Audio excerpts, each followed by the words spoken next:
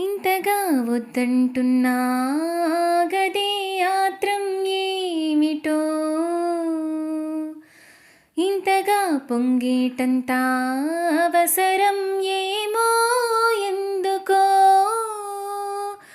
అయినా ఏమైనా ఎదనా చేజారిందే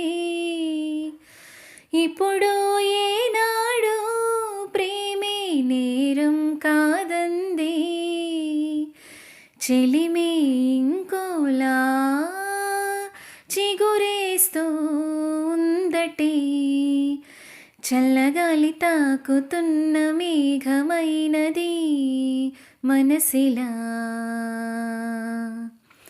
నెలకేసి జారుతున్న జల్లు అయినది వయసిలా.